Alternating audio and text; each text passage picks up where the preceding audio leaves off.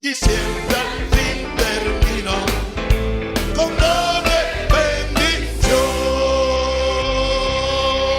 Aleluya.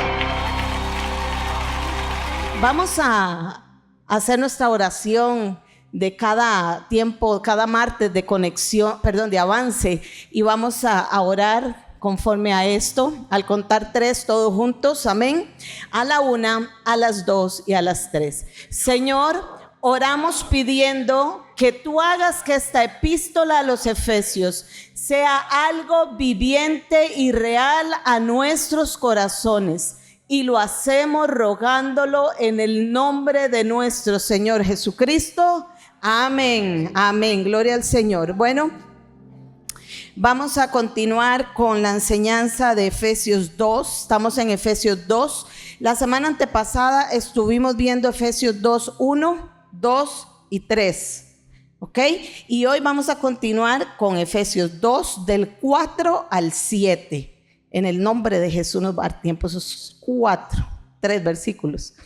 Y el próximo avance estaríamos concluyendo la mitad del primer capítulo, de los primeros versículos del capítulo 2, amén. Pero vamos a ver, estuvimos viendo la semana antepasada acerca de los deseos de la carne, ¿se acuerdan? Estuvimos hablando un poco acerca del pecado, venimos hablando del pecado, los deseos y la voluntad de la carne. Estuvimos viendo cuál era nuestra condición del versículo 1 al 3 de Efesios 2. Estuvimos viendo la condición que teníamos usted y yo antes. Yo quisiera saber si aquí hay alguna persona que nos visita hoy por primera vez, que levante su mano. ¿Toda la iglesia? Ok, perfecto. Entonces, quería saber eso porque estas enseñanzas pueden ser direccionadas a personas que no conocen al Señor y también a la iglesia, para que nosotros sepamos cuál es la raíz de lo que Dios nos quiere mostrar, ¿ok? Entonces, me refiero a todos ustedes como en pasado. El Señor nos estuvo mostrando cómo usted y yo estuvimos muertos en nuestros delitos y pecados, cómo nosotros éramos arrastrados por los deseos de la carne, por los deseos, la vanagloria de la vida, la corriente del mundo, el sistema, etcétera. Todo eso lo estuvimos viendo. Vimos que nuestra condición no era solamente que estábamos muertos espiritualmente, sino que nos habíamos constituido enemigos de Dios. Eso lo vimos del versículo 1 al 3. Pero ahora comienza el apóstol Pablo a partir del versículo 4, y hay un cambio de sentido en lo que viene enseñándonos o hablándonos en el contexto, y hay un cambio de sentido porque después de que el autor nos menciona la trágica realidad que teníamos usted y yo. A ver, a alguien Dios sacó de entre los muertos espirituales. A alguien Dios le hizo ahora amigo suyo, porque antes era otra condición. Pero entonces, cuando ya analizamos qué fue lo que Dios hizo por nosotros, hay un cambio de tono en Pablo y comienza con una frase en el versículo 4 y es demasiado hermoso ver cómo hay un cambio de tono ahí. Y Pablo dice, viene hablando de la paupérrima condición nuestra, y dice en el versículo 4, vamos a leerlo del 4 al 7 y después vamos a ir como cada lección viendo línea por línea, ¿ok? ¿Qué es lo que Dios nos quiere hablar ahí? Entonces vamos a ver a partir del versículo 4, dice, pero Dios, diga, pero Dios, que es rico en misericordia por su gran amor con que nos amó, aun estando nosotros muertos en pecados, nos dio vida juntamente con Cristo. Por gracia sois salvos. Abre un paréntesis ahí y dice, por gracia sois salvos. Es importante para el autor que veamos ese paréntesis. Dice el 6, y juntamente con él, ¿con quién? Con Cristo. Venimos hablando de la resurrección por medio de Cristo. Y juntamente con Cristo nos resucitó. Y asimismo nos hizo sentar en lugares celestiales con Cristo Jesús. Dice el 7, para mostrar en los siglos venideros las abundantes riquezas de su gracia en su bondad para con nosotros en Cristo Jesús. Amén. Entonces vemos ahí ese cambio que hace Pablo, y de venir hablando de algo triste dice, pero tranquilos, pero Dios. O sea, hay una intervención de un Dios ahí, y dice un pero. O sea, aunque veníamos de esta forma, aunque estábamos muertos, aunque éramos enemigos de Dios, aunque éramos hijos de ira, merecíamos el castigo, pero tranquilos, pero Dios. Y comienza a mencionar características de la naturaleza o el carácter divino de nuestro Dios. Después de ese pero Dios que él muestra ahí, Dios tomó una decisión importante a favor de la humanidad. Por eso dice, pero Dios, hay una intervención. ¿Qué hizo ese Dios que Pablo menciona ahí? Ok, como les dije, él habla acerca de las características de la naturaleza, del carácter de Dios. Y nos menciona en ese versículo, el 4, dice, pero Dios, que es rico en misericordia, por su gran amor con que nos amó. Ahí nos está dando dos características del carácter de Dios. Número 1, la misericordia de Dios. Y número 2, el amor de Dios. Amén. Entonces, tal vez en versículos pasados habíamos visto que rico no es algo ocasional. Cuando alguien es rico, es alguien que tiene un estilo de abundancia. No es algo que sucedió un día y ya al día siguiente, no. Cuando alguien es rico en algo, se mantiene en un estatus. Amén. Entonces, cuando aquí el apóstol Pablo nos está hablando que Dios es rico, quiere decir que Él tiene una abundancia inagotable siempre. Y dice que es rico ¿en qué? Es rico en misericordia. La palabra misericordia en griego es eleos, y esto significa, mire qué poderoso, es una manifestación externa de la compasión. Manifestación externa de la compasión. Es una compasión activa. Diga, activa. Esa compasión se activa cuando alguien está sufriendo. Cuando vemos a alguien en una miseria, y no hablo económica, cualquier tipo de miseria. Hay personas que tienen mucho dinero y son miserables en su vida. Amén. Son miserables en salud, quizás, son miserables en relaciones, son miserables en su vida familiar. Entonces, la misericordia es la compasión activa por alguien que está sufriendo o está en miseria.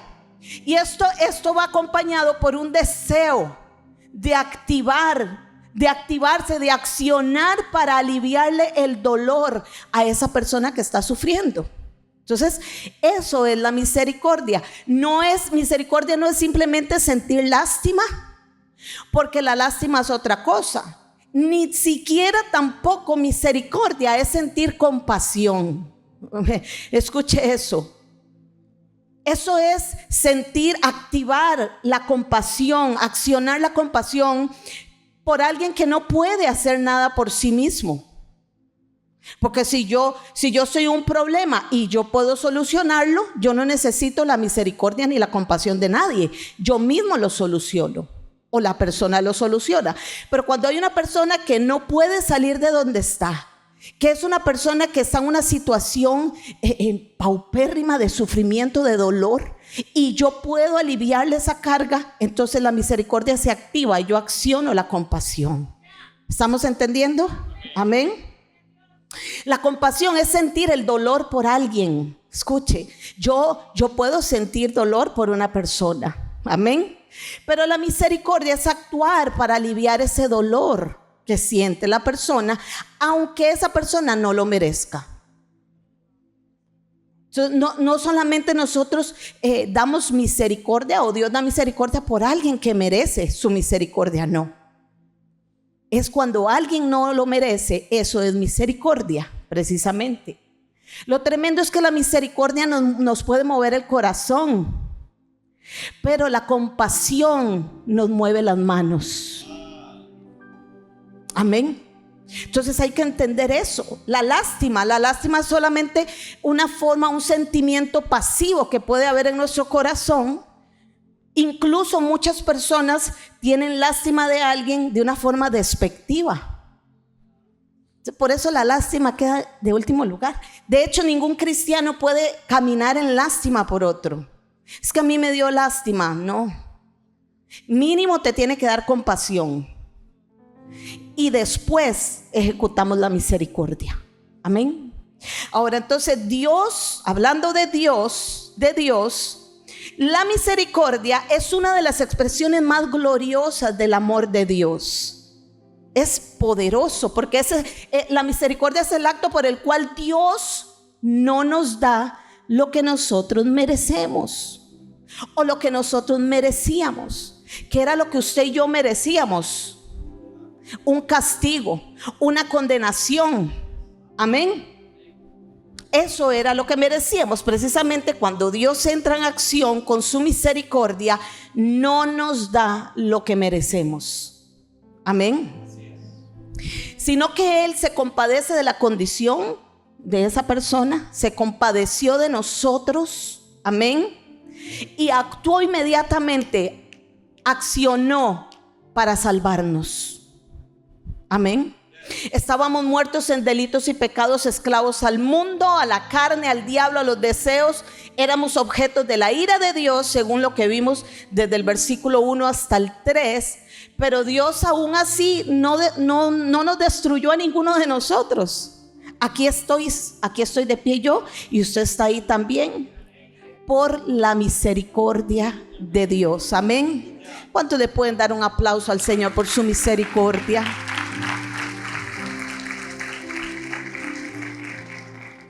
¿Sabe cuál fue el canje? Que Jesús en la cruz recibió el castigo para que usted y yo pudiéramos ser merecedores de misericordia. Entonces fue el canje. Jesús fue castigado, golpeado, azotado, pagó por cada uno de nosotros y nosotros simplemente recogemos la misericordia de Dios. Amén. Es que yo quiero decirle a cada uno de ustedes que la misericordia de Dios es más grande que su pecado, es más grande que su debilidad, es más grande que su pasado, es más grande que su miseria. La misericordia de Dios. Diga, la misericordia de Dios. Diga, no tiene límites. La misericordia de Dios no dice llego hasta aquí, después de ahí no más. No, la misericordia de Dios no tiene límites. Y sabes que es poderoso también, que la misericordia de Dios no tiene fecha de caducidad tampoco. Dice la palabra que su misericordia es para siempre. Así que Pablo aquí nos quiere mostrar que la motivación de la salvación no está en usted y en mí. La motivación por la cual ser salvo no está en la persona, no está en el ser humano, está precisamente en el carácter de Dios. Está precisamente fundamentada en que Dios es misericordioso. Amén. Vamos a leer rápidamente Lamentaciones 3, del 22 al 23. Dice: por la misericordia de Jehová no hemos sido consumidos. Ahí está. Por la misericordia de Jehová. Él es misericordia. Dice: porque nunca decayeron sus misericordias. Salmo 103, 8. Por favor. Salmo 103, 8. Misericordioso y clemente es ¿quién? Lento para la ira y grande en misericordia. Amén. Ahora, tu pasado no anula la misericordia de Dios. No importa lo hundido que hayamos estado en el pecado nosotros. A ver, ¿a cuántos de aquí el Señor sacó de lugares profundos del pecado? ¿A cuántos de aquí Dios sacó de lugares que si quizá hoy mismo contaras como testimonio, hasta vergüenza te daría? Amén. Pero no importa cuánto haya sido lo profundo que estabas en ese hueco. Amén. Ahí donde tú estabas, la misericordia pudo alcanzarte. Y pudo alcanzarme a mí también, aleluya. Yo doy gloria al Señor por eso. Nadie podía tener el brazo tan largo para sacarme del hueco en el que yo me encontraba, ni en el que tú te encontrabas tampoco, amén. La misericordia de Dios es la plataforma de tu salvación, porque no somos salvos porque cambiamos primero, sino que Dios se compadeció de ver nuestra pésima condición humana. Amén. Hay gente que dice: no, yo voy a ir a la iglesia cuando yo sea diferente. No, yo me voy a acercar a Dios cuando yo deje esto, porque ¿cómo yo voy a entrar a la iglesia? Yo me acuerdo que yo en mi tiempo decía: no, yo entro a una iglesia y eso se cae. O sea, esperamos estar bien para venir a Dios. A ver, dígame una cosa: ¿quién limpia la casa antes de que llegue la persona que le ayuda a limpiar? No tiene sentido. Precisamente alguien llega a limpiar porque está sucio. Precisamente Dios viene a nuestra vida a limpiar lo que está sucio.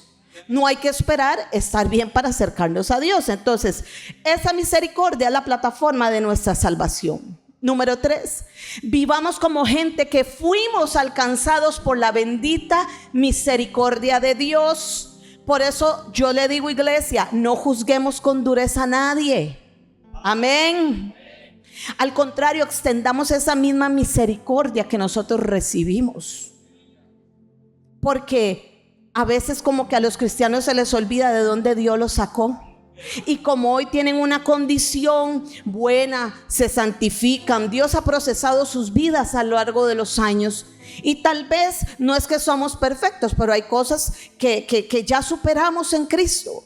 Y cuando vemos a alguien con un comportamiento diferente, el dedo acusador. Y entonces ya esa persona no califica. Pero no es así. O sea, tenemos que caminar y extender la misma misericordia. Amén. Dios no nos salvó por mérito nuestro. Por eso decía ahí que fue Dios. Dios te salvó porque Él es rico en misericordia. Si no, ahí estaríamos todavía. Amén.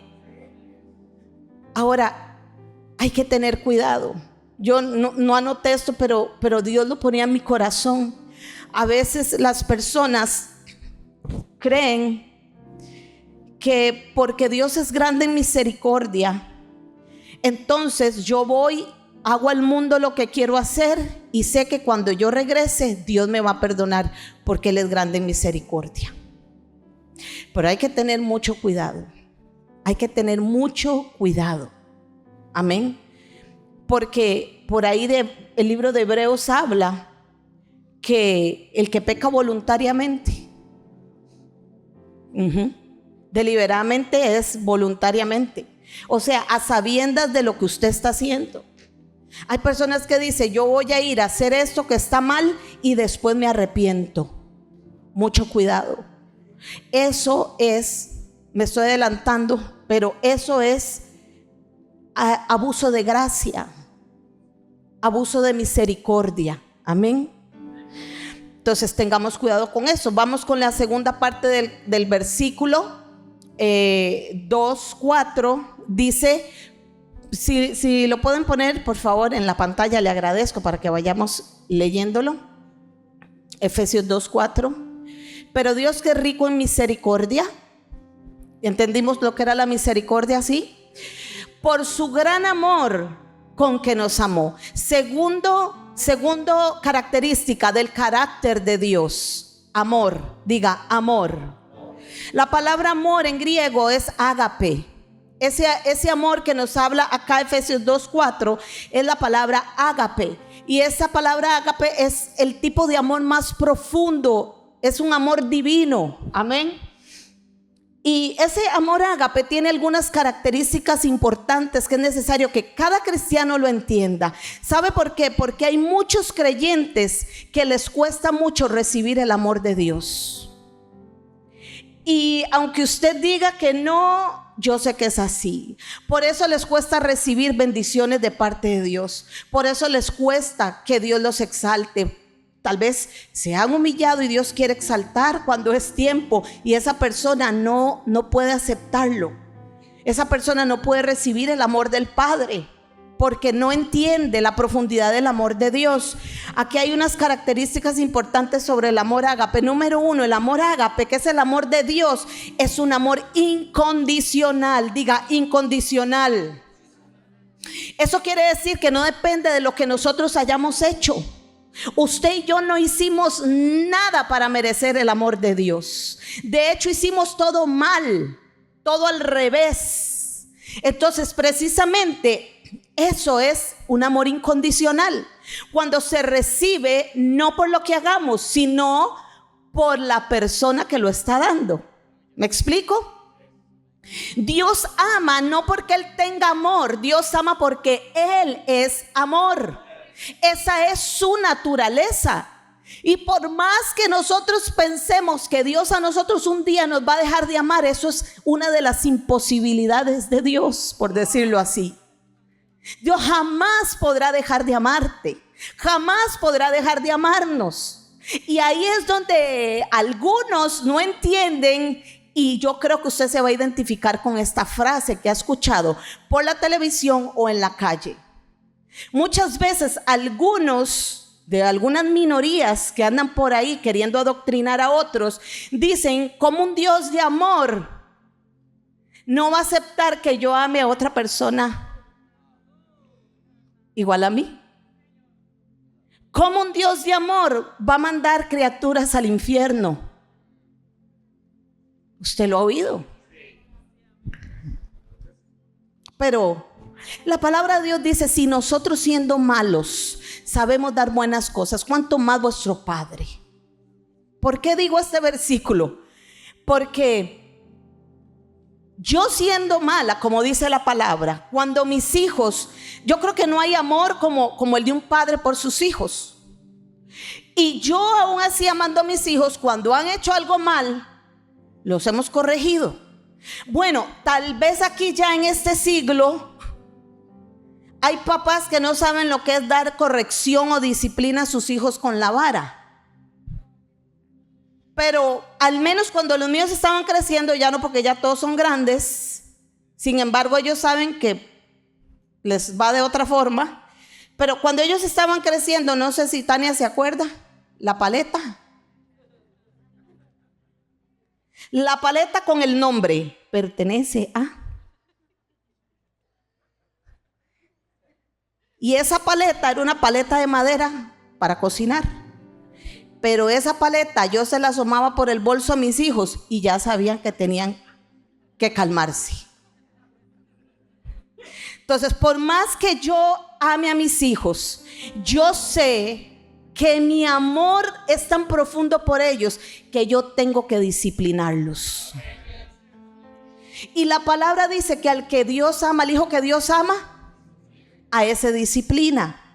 Entonces, no es posible que haya personas que crean que porque Dios es un Dios de amor, con un amor incondicional, no va a aplicar la corrección que tenga que aplicarle a sus criaturas cuando hacen lo que no tienen que hacer. Amén. Entonces no hay tal cosa de que Dios es demasiado bueno para enviar gente al infierno. Dios no creó el infierno para nosotros. Dios no creó el infierno para los seres humanos. Dios creó el infierno para Satanás y para sus ángeles caídos. Pero también Dios le dio libre albedrío al hombre. Y el hombre decide qué es lo que quiere. ¿Quieres ir al cielo? Busca a Cristo y cumple su palabra. ¿Quieres perderte? Dios no te va a mandar ahí, tú solo te mandas. Yo sola me mando, nunca iré ahí. Pero me estoy poniendo para que me entiendas. Amén. Pero el amor de Dios es un amor incondicional que no depende de lo que yo haga para recibirlo. Así que usted diga: yo recibo el amor de Dios. No se trata de quién es el que recibe, porque si usted se pone a verse a usted mismo, usted dice: ¿cómo es posible que a mí Dios me ame tanto? Si yo tengo esto, yo hice esto, yo no hice esto, yo, cartón lleno. Entonces nosotros no podemos ponernos a ver porque el amor de Dios, el amor ágape, no se trata de quien lo recibe, sino de quien lo da. Amén. Ese amor ágape de Dios es un amor sacrificial, diga sacrificial. Quiere decir que ese amor está dispuesto a todo con tal de conseguir el bien de la otra persona. Eso es un amor sacrificial. Cuando yo sacrifico algo por el bien de otro. Por eso es que el esposo tiene que amar a su esposa sacrificialmente.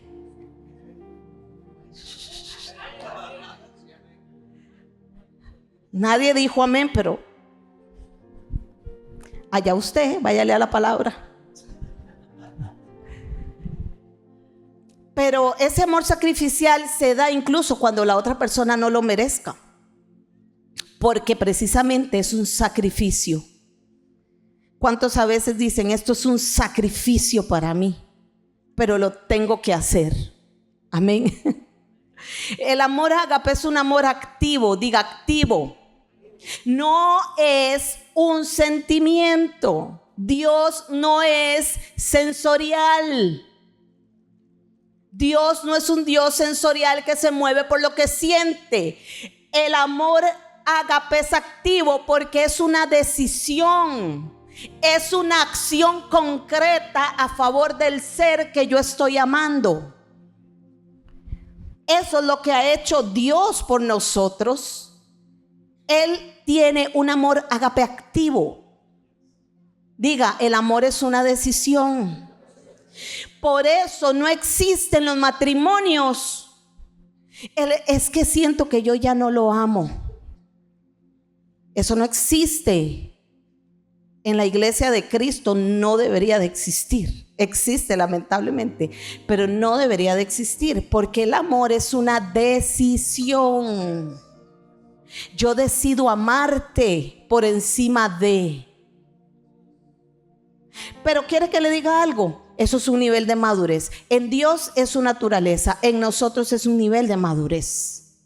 Cuando yo decido amar por encima de lo que digan de mí, por encima de lo que me hagan a mí, y yo decido amarte aún con tu forma, y tú decides amarme a mí aún con mi forma, eso es un amor maduro.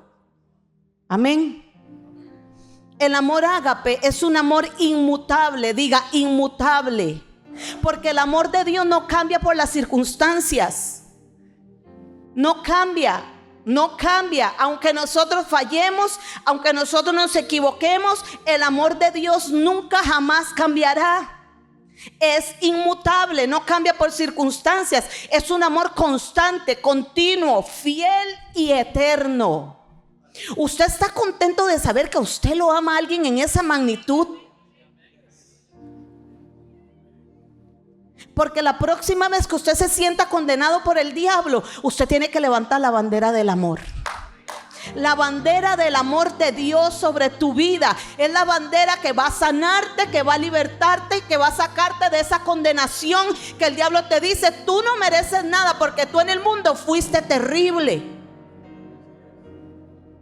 Porque tú en el mundo mataste, si alguien me está viendo por la pantalla. Porque tú en el mundo violaste, porque tú en el mundo hiciste, robaste, etcétera. Quiero decirte una cosa: el amor de Dios es más grande que todos esos pecados que tú tenías.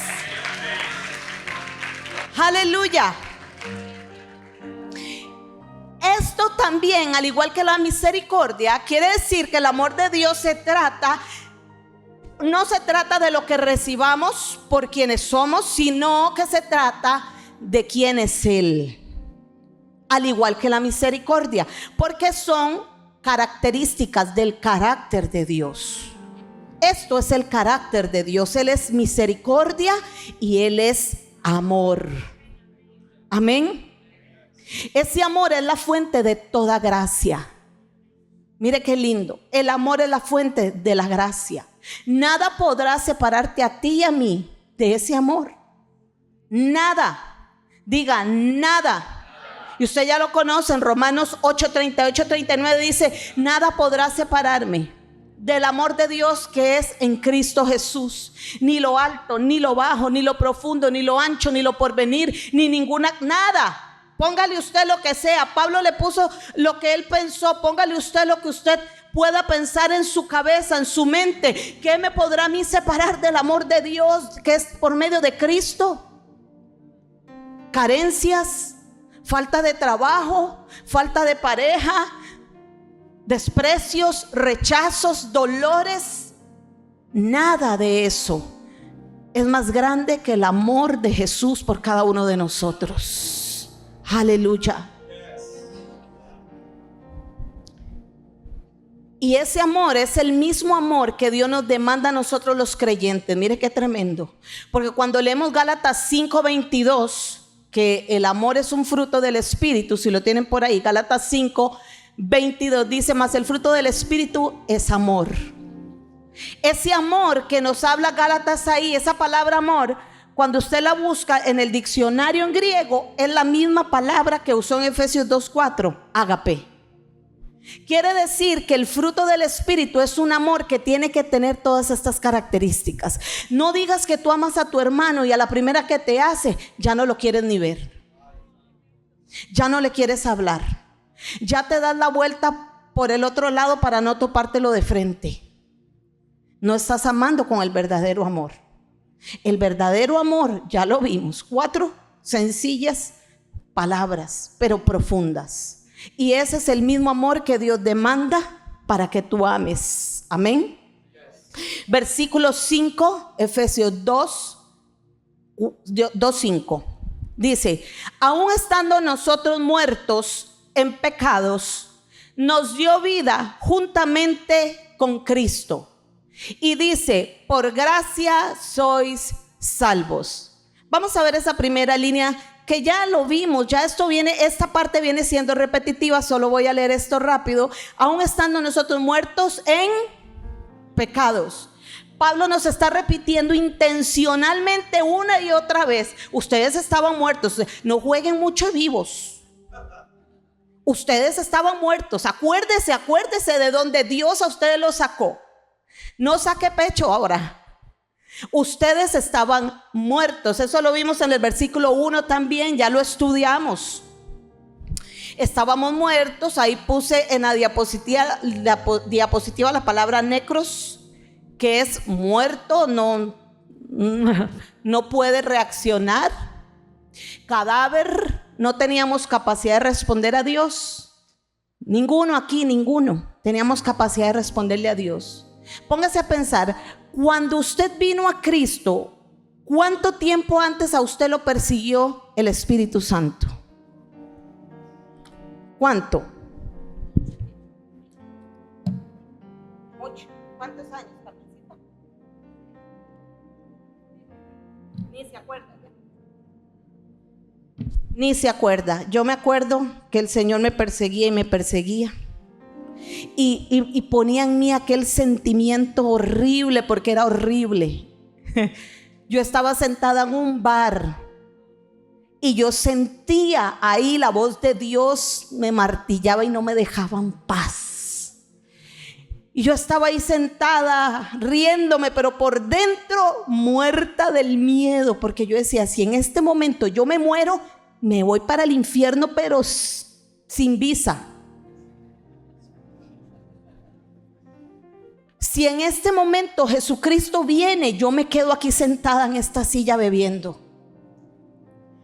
A mí eso me martillaba, porque yo conocía la verdad.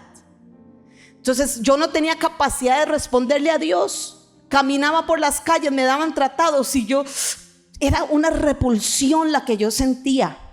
Yo agarraba el tratado y lo arrugaba y lo tiraba, ojalá enfrente de la persona que me lo había dado. Por eso cuando hemos salido a evangelizar, cuando salíamos y me hacían eso, gloria a Dios, yo lo hice un día. Pero ¿por qué? Porque yo estaba muerta. No podía responder al llamado de Dios. Los muertos no oyen. Los muertos no accionan. Los muertos no pueden ver nada. Así era nuestra condición, iglesia. Amén.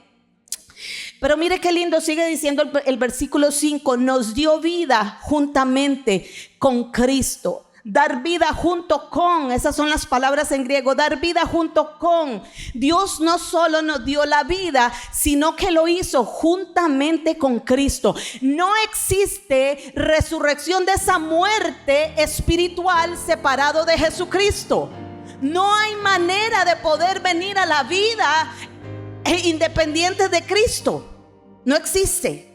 La vida es en conjunto, juntamente con Cristo. Quiere decir que no es una vida separada, es una vida espiritual unida a la resurrección de Cristo. Amén.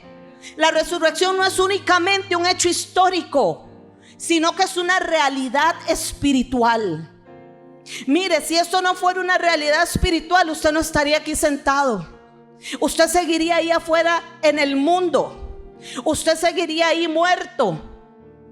Pero yo me doy cuenta que la resurrección es una realidad espiritual, porque puedo verlo a usted aquí. Lo puedo ver como usted danza, como usted adora, como usted aplaude, como usted salta, como usted se goza, como usted recibe la palabra, porque solamente los vivos pueden hacer eso. Amén. Gloria a Dios por la resurrección de Cristo. Amén. Sobre nosotros.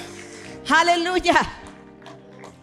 Y dice, sigue diciendo entre paréntesis algo importante: por gracia sois salvos. Y quiero decirle que esta es la declaración central de este capítulo. Esto es el corazón del evangelio.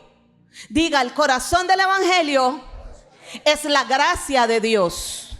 La gracia que te salvó. Y habíamos visto que gracia en griego es esa palabra, charis. Charis. ¿Se acuerdan? Y el charis dice que es el favor inmerecido. Favor inmerecido, un regalo que no se puede ganar. Si tú te ganaste algo y lo recibiste, ya eso no es gracia. Es el fruto de tu esfuerzo. Amén. Pero la gracia viene cuando no hicimos nada para recibirla. Simplemente nos trajeron un paquete y nosotros nos quedamos como, ¡oh! ¿Cómo? Pero para mí. Pero yo te ofendí, Dios. Pero yo estaba muerta. Pero yo era tu enemiga. Y aún así Dios viene y nos entrega un paquete. Y cuando tú lo abres, dice adentro gracia. ¿Y sabes quién es la gracia? Es Jesús. Eso es gracia, charis. La salvación fue completada. Y sabe que es lo poderoso, que sigue teniendo efectos, porque la gracia que nos salva es la misma gracia que nos sostiene. Por eso, cada creyente tiene que agarrarse siempre de la gracia de Dios. ¿Por qué la gente flaquea? ¿Por qué los cristianos no perseveran? ¿Por qué reciben a Cristo y no perseveran? Porque se sueltan de la gracia. ¿Me entiendes? La gracia, en otras palabras, es recibir algo que no merecemos. La misericordia es no recibir lo que me merezco, pero la gracia es recibir lo que no merezco. Amén. Por eso dice, por gracia sois salvos. Pablo les dice, acuérdense que no es por mérito humano, no es por lo que ustedes hayan hecho. No, es un regalo. Ustedes no hicieron nada para obtenerlo. Dios se los regaló. La gracia, la salvación no se gana. Diga, no se gana. Y quiere que le diga algo. Esto es lo que diferencia a los cristianos de un montón de sectas. Porque en las sectas, si usted va y ve a los budistas, ellos tienen que meterse en un monasterio por mucho tiempo. Ahí están en un monasterio todos los días haciendo algo. Y ellos creen que entre más hacen, más niveles de aceptación para su Dios van obteniendo. Todas las sectas creen que tienen que hacer algo para obtenerlo por méritos. Pero nosotros, los creyentes, los hijos de Dios, sabemos y entendemos que la salvación es un regalo de gracia. Y eso nos distingue. Amén. Que no tuvimos que hacer nada para merecerlo. Quiero que eso quede bien grabado. La gracia de Dios, les dije ahora, no es una licencia para pecar. Dígale al que tiene al lado, la gracia de Dios no es una licencia para pecar. Romanos 6, 1, 2. Porque la gracia más bien lo que hace es que nos adentra a una vida de santificación y obediencia. Diga santificación y obediencia. Romanos 6, 1 y 2 dice: ¿qué pues diremos? ¿Perseveraremos en el pecado para que la gracia abunde? En ninguna manera. Porque los que hemos muerto al pecado, ¿cómo viviremos aún en él? Simplemente el que recibe la gracia sabe, Dios mío, yo lo veía así. Sería hasta mal agradecido uno saber que yo no merezco un regalo tan grande, y aún así yo voy y abuso de la gracia que Dios me ha dado. No. O sea, la gracia a mí me tiene que hacer entender que es tan grande el regalo que yo no soy merecedora de nada de eso. Por lo tanto, yo tengo que vivir agradecida con mi Dios por lo que me dio. Yo tengo que vivir en santificación, en obediencia, en lealtad a la palabra de Dios. Amén. Bajan los amenes. Pero así es. ¿Qué significa ser salvo por gracia?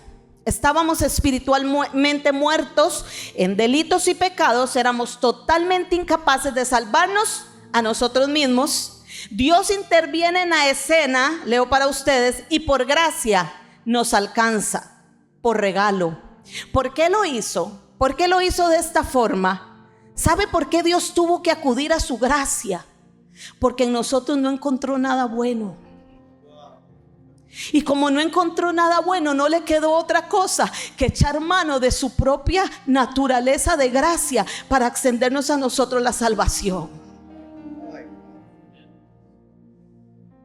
Nada bueno había en nosotros. Es más, todavía yo siempre digo: Señor, en mí no hay nada, y lo que tengo, lo poco, es solamente por tu gracia. Así que si tú me quitas tu gracia, yo me quedo sin nada. Amén. Por eso no te creas si tienes un gran talento para cantar o para hacer cualquier otra cosa. Es cuestión de segundos, y si esa gracia, ese don, ese vestido te es quitado, vas a ser igual a los demás hombres. Eso le pasó a Sansón. Le pasó a Sansón. ¿Cuál era el secreto de Sansón? Estaba en y él decía: bueno, si me cortan el cabello, yo seré igual a los demás hombres. Entonces eso pasa con el creyente.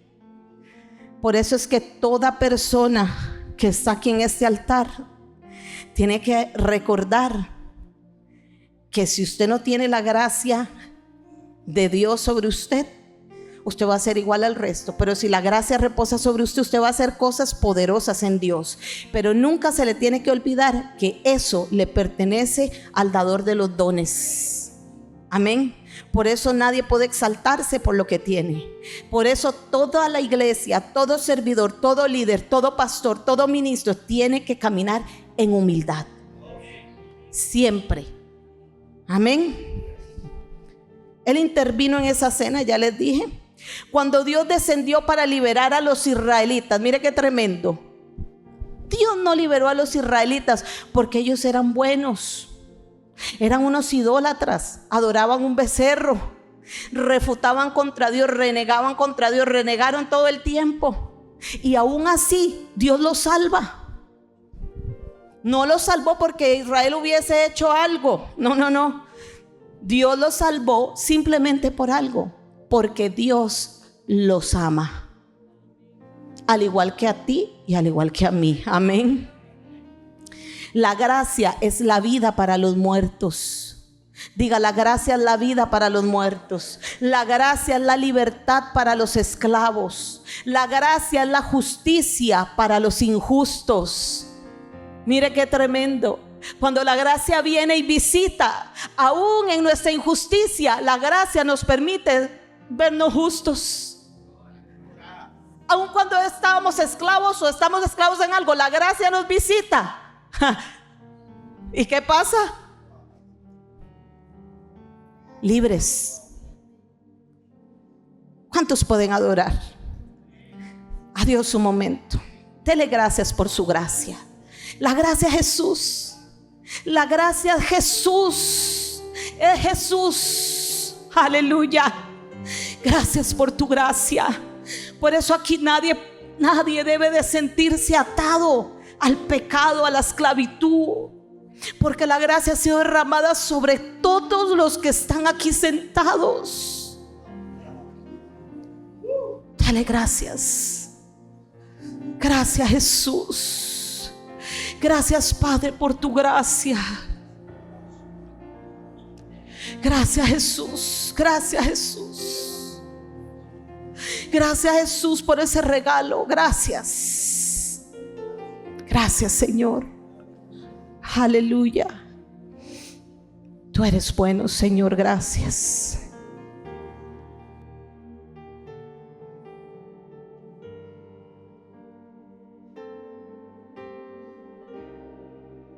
Sé que puedo prevalecer. Señor, te pido que me ayudes a vencer. Por tu poder, sé que puedo prevalecer. Dígale, envía tu gracia, pídala. Envía tu gracia y tu misericordia. Tu gracia es suficiente, tu misericordia es permanente.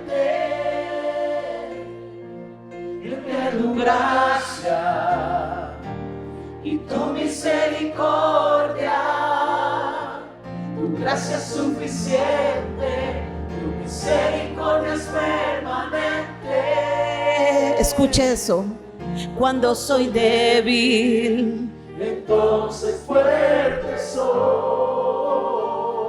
porque tu poder reposa sobre mí por su divina gracia. Dele un aplauso al Señor por esa gracia maravillosa. Aleluya. Versículo 6, juntamente con él, sigue diciendo el apóstol Pablo, juntamente con él nos resucitó y asimismo nos hizo sentar en los lugares celestiales con Cristo Jesús. Ya esto lo vimos, leo nada más, Dios nos levantó de un cementerio espiritual. Ahora, nuestra posición actual es que en unión con Cristo Jesús, Él no solo nos resucitó, sino que nos dio una posición. ¿Por qué? Porque nos hizo sentar en lugares celestiales. Como hijos de Dios participamos no solo de su resurrección, sino también de su exaltación. Diga, yo participo de la exaltación de Cristo. Vivimos temporalmente en esta tierra. Yo no sé cuánto el Señor nos va a permitir vivir en esta tierra. Y solo en tanto que permanezcamos en este cuerpo mortal, pero en Cristo, estaremos sentados con Él en lugares de privilegio. Amén. Lugares celestiales siempre indica una realidad espiritual. No está hablando de un lugar físico en la tierra, no, está hablando de lugares de bendición espiritual, lugares de autoridad espiritual. Amén. No se refiere al cielo después de la muerte, no. Quiere decir que nosotros compartimos la misma victoria, la misma autoridad y la misma exaltación de Cristo. Estamos sentados con Él. Amén. No solo hemos sido perdonados de todo ese pecado que teníamos, hemos sido entronizados con Cristo. Ay, cuesta digerirlo, pero es así. Está escrito. Amén. Usted y yo ya participamos del reino de Dios desde la tierra. Por eso no podemos vivir derrotados. Amén. Cuando ya Dios nos resucitó y nos exaltó con Cristo. Tu identidad no es válida solo en la tierra. Escuche esto. Tu identidad es válida primeramente en el cielo.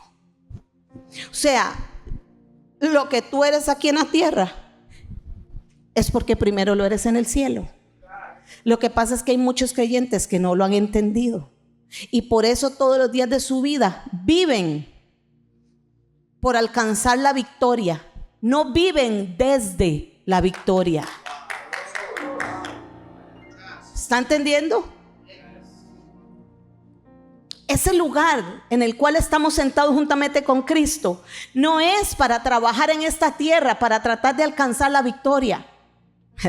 No, es para vivir en la victoria. Es para vivir en la salud divina. Es para vivir en la bendición.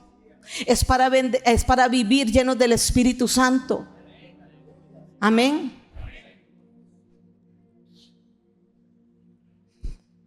Tu identidad está en el cielo. Dígale que tiene atrás, tu identidad está en el cielo. Y aunque estemos en luchas aquí en la tierra, ¿cuántos tienen luchas aquí en la tierra? Algunos no, wow, qué nivel.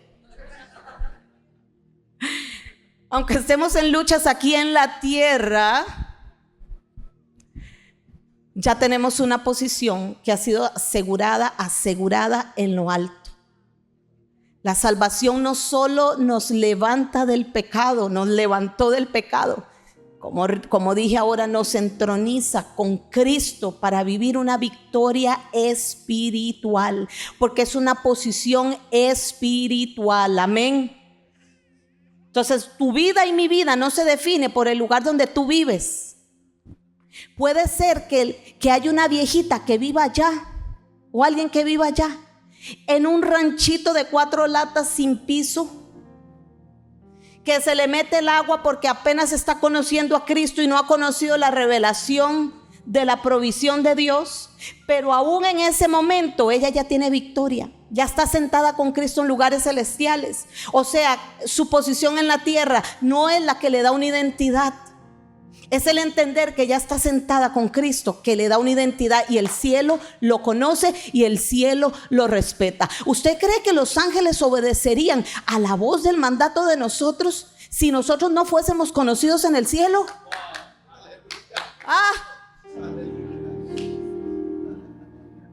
Dice que los ángeles son espíritus ministradores al servicio de los herederos de la salvación. ¿Cuántos son herederos de la salvación aquí? ¿Y por qué usted no activa a los ángeles? A usted los ángeles lo conocen. A mí los ángeles me conocen. Ahorita mismo aquí yo no sé cuántos ángeles puedan estar. Cuando usted salga de aquí yo no sé cuántos ángeles van con usted. Pero esos ángeles nos conocen, porque nosotros ya tenemos una posición celestial.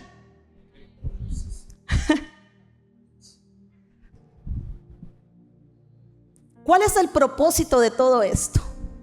¿Con qué se come todo esto? ¿Para qué? ¿Para qué? ¿Para qué? ¿Para qué? Dice el 6, la segunda parte. Para mostrar en los siglos venideros.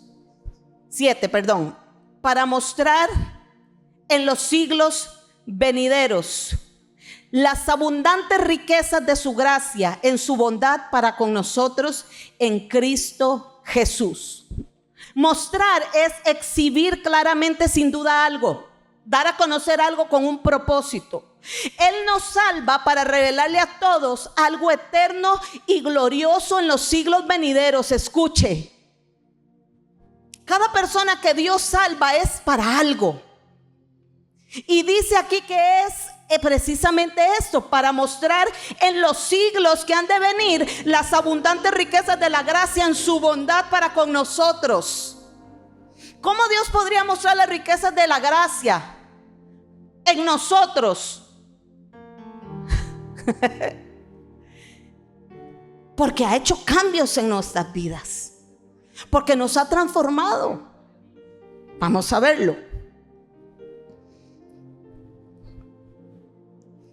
Dice esa línea que Él nos salva para revelar a todos algo eterno y glorioso en los siglos venideros. Se refiere a que lo que Él ha hecho en nosotros va a ser mostrado a todas las edades futuras, tanto en tiempo presente como en eternidad. Eso dice el verso. Entonces acá nosotros podríamos hablar de que Dios nos salva, nos cambia, nos transforma, derrama su gracia, su misericordia, su amor, para mostrarle a otros lo que Él ha hecho en nosotros. Y nosotros los padres tenemos una responsabilidad. Salmo 78 del 4 al 7 rapidito. Porque nosotros podemos hablar acá de generaciones, de la herencia que nosotros le podemos dejar espiritualmente a nuestros hijos. Amén. ¿Sabe que no hay herencia más grande que sus hijos y mis hijos conozcan al Dios verdadero? Mire, aunque sus hijos hoy anden descarriados, ellos son salvos ya, van a venir a Cristo y ya la semilla en ellos está sembrada. Amén. Eso es la herencia más grande que un padre le pueda dejar a sus hijos. Eso es dar a conocer el misterio. Eso es dar a conocer en las generaciones futuras las abundantes riquezas de la gracia en nuestros hijos. Salmo 78:4. No les encubriremos a sus hijos, contando a la generación venidera las alabanzas de Jehová y su potencia y las maravillas que hizo. Él estableció testimonio en Jacob y puso ley en Israel, la cual mandó a nuestros padres. ¿Qué mandó a nuestros padres? A que la notifiquen. ¿A quién? A sus hijos, para que lo sepa la generación venidera y los hijos que nacerán y los que se levantarán lo cuenten a sus hijos. Dios es un Dios generacional. Dios es un Dios que quiere que lo que Él hace con nosotros sea evidenciado en los siglos venideros, en las generaciones venideras. Dice el 7: a fin de que pongan en Dios su confianza y no se olviden de las obras de Dios, que guarden sus mandamientos. También la Biblia en Hebreos 12:1 nos habla de la gran nube, de la grande nube de testigos. Vamos a poner Hebreos, ahí está. Por tanto, nosotros también, teniendo en derredor nuestro tan grande nube de testigos, despojémonos de todo peso y del pecado que nos asedia y corramos con paciencia la carrera que tenemos por delante. Pero lo que yo quiero enfatizar aquí es esa grande nube de testigos. Cuando usted viene leyendo para atrás, lo que nos viene hablando es del salón de la justicia. Digo yo, ¿alguien vio el salón de la justicia? Pero es el salón de la fama de Hebreos 10. Y están todos los héroes de la fe. Pero hay algo que a mí me impactó, que yo leí en un libro de Kenneth Hagin. Yo creo que yo le compartí a usted un poquito. Kenneth Hagin tuvo una visión. Una hermana de él había partido con el Señor, y Kenneth Hagin tuvo una visión, y en esa visión vio a su hermana en el cielo. Y esa hermana de él que estaba en el cielo le decía: Kenneth, acá en el cielo no es tan importante lo que hacen en la tierra en cuanto a cómo visten, cómo viven, cómo llevan su vida. Aquí en el cielo lo importante es que nosotros estamos gozándonos cada vez que alguien toma una decisión de fe. ¿Y sabe qué le decía? Esa grande nube de testigos no quedó solamente en Hebreos 10. Esa grande nube de testigos son todas las personas que han partido con el Señor al cielo, y se han sumado a esos grandes héroes de la fe y son parte de la grande nube de testigos que está viendo para la tierra lo que usted y yo estamos haciendo en tanto nos toca llegar a nosotros allá. Eso es la grande nube de testigos. ¿Y sabe en qué se conecta con este verso? Que estamos mostrando no solamente a las generaciones aquí en la tierra, estamos mostrando también a las generaciones que ya están en el cielo lo que Dios ha hecho con nosotros. Usted se goza por eso. Y en los siglos, aquí vamos a tener un aporte. Es que el verso anterior decía que lo que Dios está mostrando a nosotros es para los siglos venideros. Si el día de mañana, de acuerdo a la enseñanza, nosotros vamos a formar parte de la nube de testigos, entonces las personas que vienen en los siglos venideros van a saber que nosotros ya estamos en la nube de testigos. Es decir, lo que Dios está haciendo en ti, ¿están entendiendo? Gloria a Jesús. Bueno, entonces lo que Dios está entendiendo. Bueno, ¿entendieron? Sí. Ok, entonces lo que Dios hace hoy con nosotros, un día formaremos parte de la nube de testigos y la gente que viene en los próximos siglos sabrá lo que Dios hizo contigo y conmigo. Aleluya. ¿Usted se goza con eso? Iglesia, nuestra carrera de fe no pasa desapercibida. A veces creemos que nadie está viendo lo que estamos haciendo, pero sí hay una grande nube de testigos. Amén. No pasa desapercibida. Así como los que ya fueron su vida de fe y testimonio no pasan desapercibidos. Esta última implicación la encontramos en 2 Corintios 3 del 1 al 2. Dice: ¿comenzamos otra vez a recomendarnos a nosotros mismos? ¿O tenemos necesidad, como algunos, de cartas de recomendación para vosotros o de recomendación de vosotros? Nuestras cartas sois vosotros, escritas en nuestros corazones, conocidas y leídas por todos los hombres. Aquí nadie necesita una carta. La única carta de recomendación que tenemos para mostrarle a los siglos venideros, las generaciones venideras, la grande nube de testigos, los que están afuera, los que están en tu trabajo, los que están en tu casa, eres tú mismo. Amén. Somos cartas leídas. Ese es el propósito. Eso es lo que Dios quiere con todo esto, iglesia. Mostrarle a los siglos venideros qué es lo que ha hecho contigo. De dónde Él te ha sacado, cuán grande es su gracia. A veces nosotros nos gozamos tanto porque Dios sanó a una persona, gloria a Dios por eso. A veces nos gozamos tanto porque Dios le dio algún bien material a alguien, gloria a Dios por eso. Pero sabes una cosa, no hay milagro más grande y más aplaudible que la salvación de un alma, que la liberación de un alma por medio de la gracia de Cristo. Ese es el milagro más grande que hay que disfrutar. Y mire que la grande nube de testigos, de eso es lo que se gozan. Por eso la palabra dice que hay fiesta en los cielos cuando un pecador se arrepiente. Tu vida transformada glorifica a Dios por siempre. Eso es el propósito. Tu identidad muestra la bondad de Dios. Cada vida de fe, obediencia, rectitud, gratitud muestra al mundo lo rica y grande que es la gracia de Dios. Eres la prueba de la gracia de Dios a otros acá en la tierra. Dice: las abundantes riquezas de su gracia en su bondad para con nosotros en Cristo Jesús. Eso ya lo habíamos visto, que es una gracia inagotable, no tiene límites. Termino con esto. Nuestra vida transformada y esa posición en Cristo son una evidencia de la bondad activa de Dios en Cristo. Algún día estaremos nosotros en esa exposición también, como dijo el pastor. Algún día nos tocará. Y los ángeles van a pasar delante y te dirán: mira, este estuvo perdido, no merecía ser salvo, pero la gracia lo trajo hasta acá.